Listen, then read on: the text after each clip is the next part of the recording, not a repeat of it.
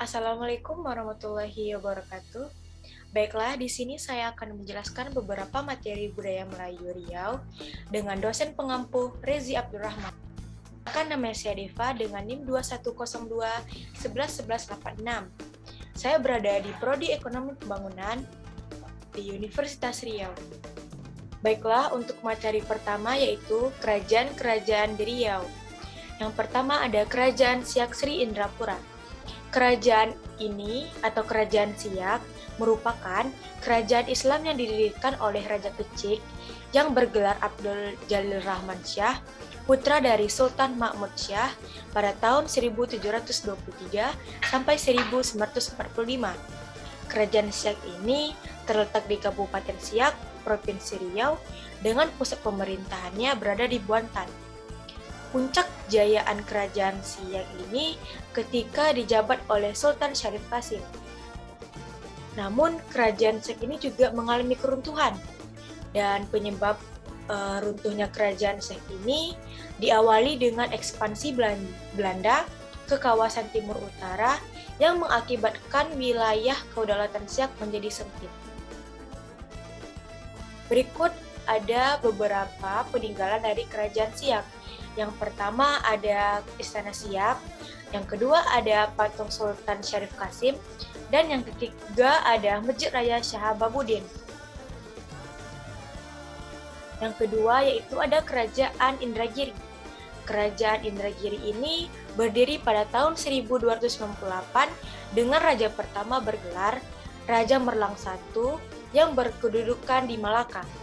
Selanjutnya, kerajaan ini pun diambil alih oleh Kerajaan Narasingha I dan Raja Merlang II.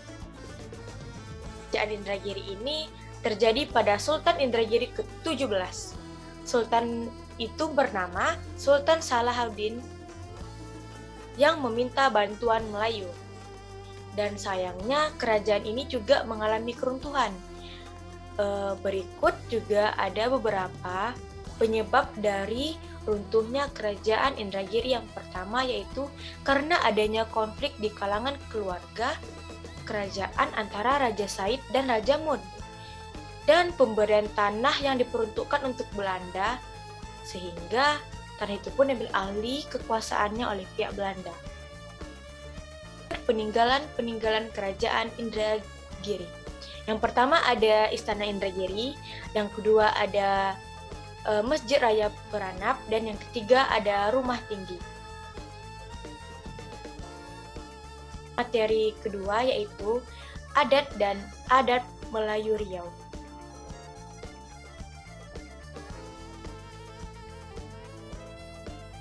Di sini saya akan menjelaskan definisi dari adat.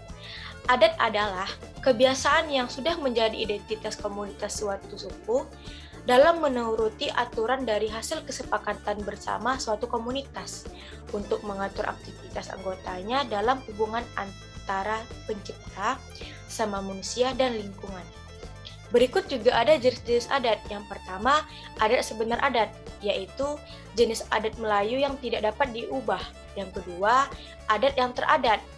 Nah, maksud adat yang teradat ini yaitu konsensusnya itu bersama yang dirasakan baik sebagai pedoman dalam menentukan sikap dan tindakan yang dihadapi oleh masyarakat. Untuk adab dalam pergaulan Melayu Riau ini, yaitu yang pertama ada ajaran, tuntunan, dan falsafah yang diajarkan melalui pepatah. Sikap itu diajarkan secara lisan dan dikembangkan melalui tulisan. Raja Ali Haji Pujangga Besar Riau telah banyak meninggalkan ajaran-ajaran seperti Gurindam 12, Silaturahmi Muhimah, dan manuskrip.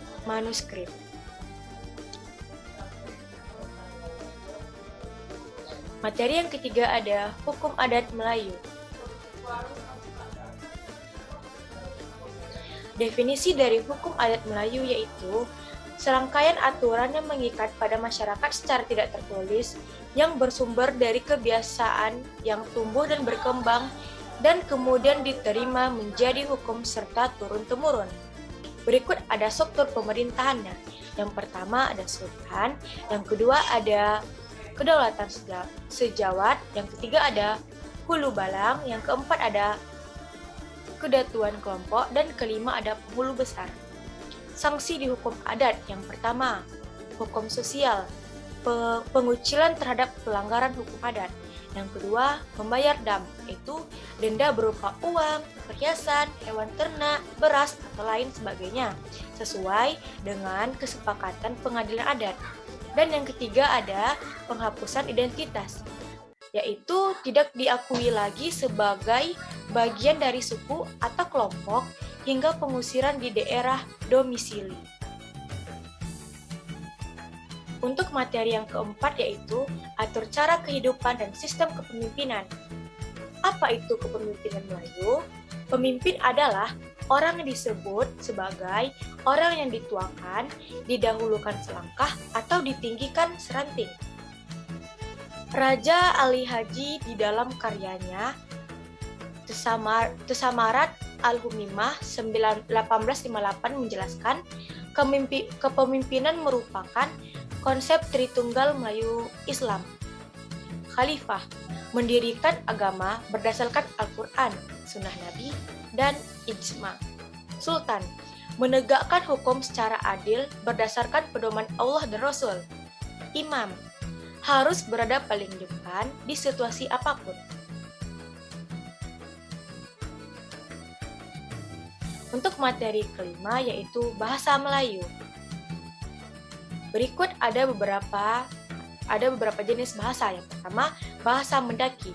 Bahasa mendaki ini digunakan oleh orang muda ke orang yang lebih tua atau orang yang lebih rendah kedudukannya ke orang yang lebih tinggi kedudukannya. Yang kedua, ada bahasa mendatar. Bahasa mendatar ini digunakan antara teman sebaya atau yang kedudukannya setara. Yang ketiga, ada bahasa menurun.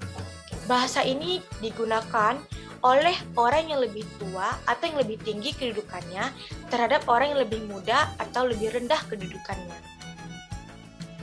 Materi keenam yaitu kesenian Melayu Riau. Seni rupa terbagi menjadi beberapa bagian. Yang pertama ada anyaman, yang kedua ada ukir, yang ketiga ada batik, dan yang keempat ada motif. Untuk seni musik, jenis-jenis alatnya yaitu seperti dedokut, puput, tabuh, gendang beregung, genggong, ketawa, gendang, serama, dan lain-lain sebagainya. Aktivitas musik dalam keseharian yaitu digunakan dalam berdongeng, berjanji, bergembus, dan bercanang. Untuk seni teater yaitu wayang bangsawan, teater atau seni peran, randai batu rijal atau peranap, ada randen, ranggung, teater tutur, mendu, dan ronggeng. Seni tari, yaitu ada tari mayang, tari olang-olang, tari zain, tari zapin Arab, tari zapin Melayu, dan tari zapin Riau.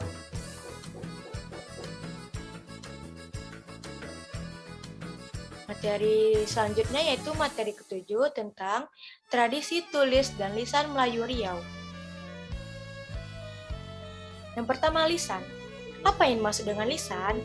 Lisan merupakan pesan atau kesaksian yang disampaikan secara turun-temurun dari mulut ke mulut dari suatu generasi ke generasi selanjutnya. Jenis-jenis lisan. Yang pertama ada petuah atau penuh makna. Yang kedua ada kisah perseorangan atau kelompok. Selanjutnya ada cerita heroik, dongeng. Untuk bentuk-bentuk tradisi lisan.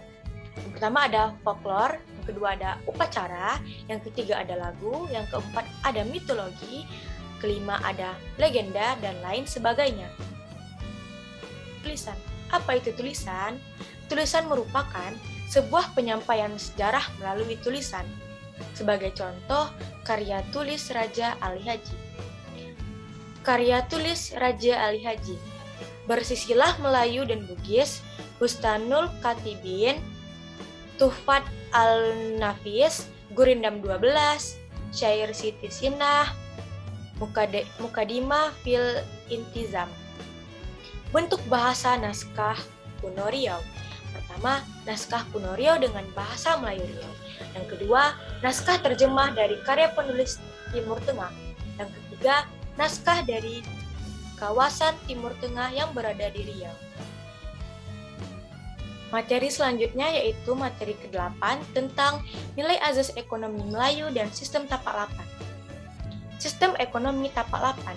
Sistem ekonomi tapak lapan ini dilakukan oleh orang Melayu sebagai kegiatan sehari-hari guna untuk memenuhi kehidupan dan menjadi pokok kehidupan orang Melayu. Tujuan sistem ekonomi tapak lapan ini yaitu sebagai antisipasi saat krisis dan jaminan keberlangsungan hidup keluarga maupun perekonomian masyarakat. Berikut ada jenis-jenis tapak lapan. Yang pertama ada berladang, yang kedua ada beternak, yang ketiga ada menangkap ikan, yang keempat ada bingiro, yang kelima ada mengambil atau mengumpulkan hasil hutan, yang keenam ada berkebun, yang ketujuh ada bertukang, dan yang ke-8 ada berniaga. Materi ke-9 yaitu ekonomi masyarakat di era global dan etos kerja masyarakat Melayu. Ekonomi kreatif. Apa itu ekonomi kreatif? Ekonomi kreatif yaitu konsep ekonomi yang mengutamakan formasi dan kreativitas masyarakat dengan mengandalkan ide dan pengetahuan. Ciri-ciri ekonomi kreatif yang pertama, kolaborasi antara masyarakat, dunia usaha, dan pemerintah. Yang kedua ada mudah berganti atau perkembangannya tidak terbatas.